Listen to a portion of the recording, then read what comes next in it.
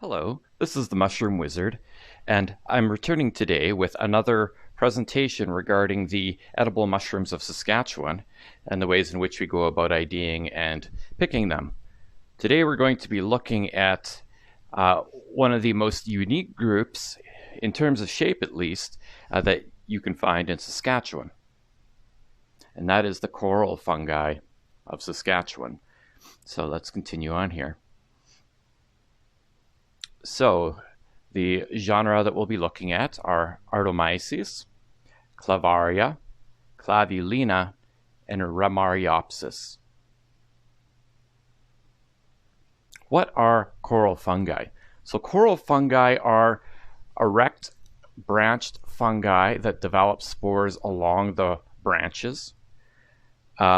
They also include some of the club fungi that are just simply an erect branch. And they are also difficult to separate between different coral species, at least the ones we're going to be looking at today. A lot of them share very similar features. So let's just get started here. First off, this is the crown-tipped coral, Artomyces pyxidates. It is probably one of the most often picked of the coral species, and it is very common to find in Saskatchewan. Last year is a very good year for them. So in terms of the fruiting body, it is white in coloration, turning tan, then brown with age, and that color change tends to start at the tips, moving downwards. Many branches stem from a single central branch, and that is the branch that will connect to the wood. The branches fork out into yet more branches. They have a soft texture, this mushroom. It's fairly fragile. It becomes tougher with age. Also, if you pick this mushroom, as time goes on, after you picked it, like an hour or two later, it can become very fragile as well. So don't just drop it into a bag with a bunch of other mushrooms, or you just have little coral bits afterwards. These grow up to about 5 inches high and 6 inches wide. They're usually a bit smaller than that, though. Here are some size references for you. The ones I find tend to be a bit bigger than this.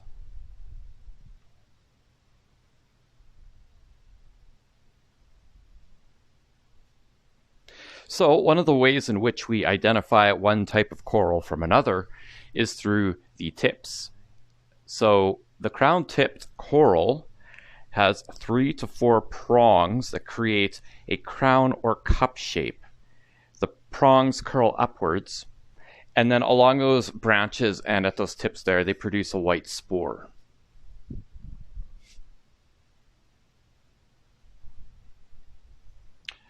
In terms of ecology, these are saprobic. They grow directly upon decaying hardwoods with a preference for aspen. So they're quite common in Saskatchewan as a result. These occur spring and summer, and they are found solitary or in groups, sometimes very large groups. I have found downed tree trunks that have these growing the entire length of the tree trunk. They are very pretty. In terms of their edibility, they are choice. This is one of the mushrooms that people do eat raw from time to time in salads without ill effects. It has a peppery taste when raw that seems to dissipate somewhat and become very mild if cooked, but make sure you do not overcook because these will disintegrate very quickly if they are. If you want to cook them, maybe fry them in batter or perhaps in butter for short periods. These are good for beginner mushroom pickers. There's not a whole lot you can confuse this for. There is one look-alike in Saskatchewan that you should be aware of. That's Romario Stricta on the right. But the tips and the shape overall is very different. Romario Stricta tends to be more straight, going very, very harsh in how straight it's going, and you can see those tips are more forked than anything else. And as well as Romario Stricta, the straight coral, ages, it becomes almost wavy, almost like you're looking at flames. So Romario Stricta is not overtly toxic. In fact, people do eat them throughout the world after cooking them for extended periods of time. So if you do accidentally eat it, you're not going to get overtly sick. You might just get a bout of diarrhea. But once you've seen it, and once you've seen the crown-tipped coral, it's hard to confuse them after that.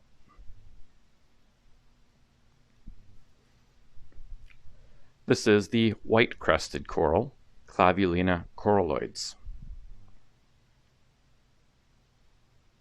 So this mushroom is cream in coloration, turning gray with age. Once again, it has many branches stemming from a single central branch. The branches fork out, and once again, they become more branches. And sometimes they develop longitudinal wrinkles in this one. It can be kind of wrinkly along the thicker branches. It has a brittle texture, and then it becomes kind of tough and leathery with age. And they're up to 3 inches high and 2 inches wide, so a smaller mushroom than the one we just saw. There's a size reference for you. See, when it's young there on the right, it looks almost a bit like cauliflower, but then as it becomes more aged, like on the left, it has that very intricate tip growth. Looks almost feathery. So the tips, there are between 3 to 7 soft projections per tip. They're like little spikes. Sometimes those spikes even have smaller spikes upon them. The spikes jut out in all directions. They're soft though, they're not sharp. This produces a white spore print. So a very different look than the crown-tipped coral. These are mycorrhizal with conifers, so they won't be growing on wood, they'll be growing on the ground. They're terrestrial. Sometimes they will grow up through wood, as if the mycelium is using the wood as a substrate. Yeah, for the most part, you'll find these on the ground. These grow solitary often. Sometimes they will grow in little groups. They occur summer through fall. Sorry, I'm just love looking at the pictures of them. Here's a younger one that hasn't developed its tips as much. They're good in terms of edibility. They have a mild taste. They're somewhat insubstantial because of their small size. So if you can find a large amount of them, that'll certainly make it a better experience. These are good for beginner mushroom pickers. Once again, the confusion that could be had is between this white-crested coral and the straight coral Romario Stricta. But I mean, looking at the two of them, it really is easy to tell the difference once you start looking at the pictures and comparing what you have.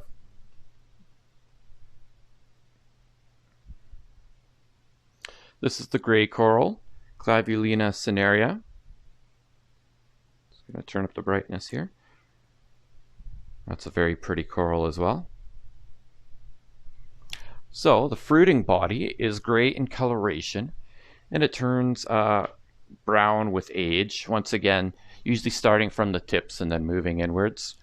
There are many branches stemming from a single central branch, like we've already seen. The branches fork out into more branches, and once again, they are sometimes wrinkled longitudinally. There's a somewhat brittle texture, and it becomes tougher with age, up to 3 inches high and 2 inches wide. There is some debate about whether this is a separate species from the last one we looked at, or perhaps this is the white-crested coral that's been attacked by another fungus, causing it to turn gray. So, who knows? Either way, they're still edible. Here you see a size reference. You can see that brown starting at the tips as it ages. The tips are blunt and rounded. They turn brown with age, as you can see happening there as well, and these produce a cream spore print. These are mycorrhizal with hardwoods and conifers. They prefer damper conditions, shady conditions as well, and they occur summer through fall. And you find them solitary or scattered. They're good. They have a mild taste, somewhat insubstantial once again. And yeah, good for beginner mushroom pickers. Not really much you can confuse this one for at all. This is the Wrinkled Club Coral. Another Clavulina species. This is Clavulina Rugosa. So, the fruiting bodies are white to cream in coloration. They become brown with age. They have an upright structure with very few branches, as you can see there. Sometimes there's a few, sometimes not. They are longitudinally wrinkled. They almost look like they're twisted, if you look there at times. What is curious about this is that several fruit bodies will often fuse together, and you see that sometimes with mushrooms that clump together. They'll form a single basal mass where the stipes meet at the base. But often what happens with this one is they will fuse together up top or at the sides or just wherever one touches the other. What's also very interesting is these will also supposedly fuse with other members of the same genus. So these have been found fusing together with the white crested coral, which again raises the question, are these somehow more closely related as a single species as opposed to individual species? These grow up to about 3 inches high, not very wide, as they're usually just little pillars. Here you can see a size reference. They're not very big, but if you find enough of them, you can certainly put them in a sauce or something like that.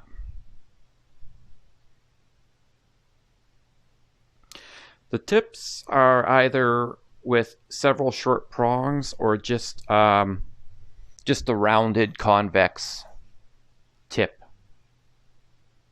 with no prongs at all. They produce, again, white spores. These are mycorrhizal with conifers and hardwoods. They occur summer throughout the fall, so they actually seem to have a bit of a different season to them than the other Clavulina species. And they are found solitary to scattered, and they are terrestrial, as you would expect from mycorrhizal mushrooms. Very interesting look to them. Their edibility is good. They have a mild taste, very much the same as the other mushrooms that we've looked at here, the last two at least in the Clavulina genus. They are somewhat insubstantial, and they are good for beginner mushroom pickers. So, in my opinion, what keeps them from being choice mushrooms is the fact that they're so small. And here in this one, you can see as well the aging process beginning with the browning at the top there, which will move down.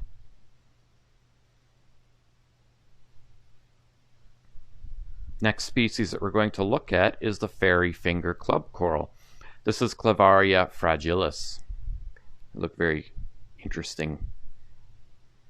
So these are white to cream in coloration. Each mushroom is one single vertically erect body. Sometimes they'll curl or twist. You can see that happening in the photo there. You see an erect one in the middle and then a curled one next to it. A couple of curled ones and a couple of erect ones there. They taper at the base and tips, so the entire body could be said to be fusiform. They are fairly fragile, as you would expect from a name like fairy finger. Once again, those tips brown with age. You can see it just starting to happen in the two tallest ones there. And these grow up to about 5 inches high. And once again, they produce white spores. Here's a size reference for you.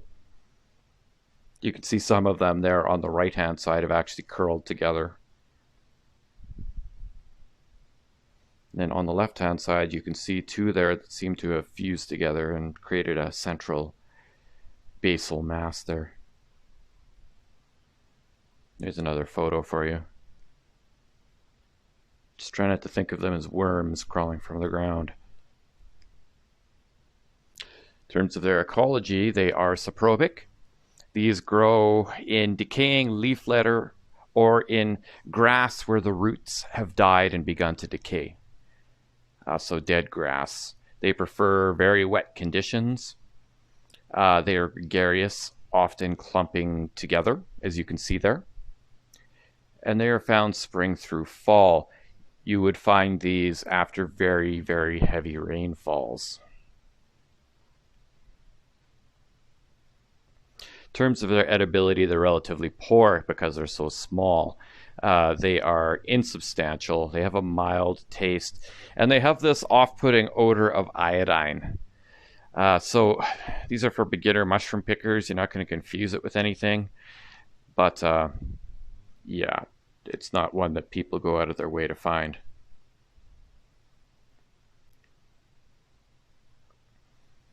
So here's another mushroom here. This is the white coral, Romariopsis Kenzei.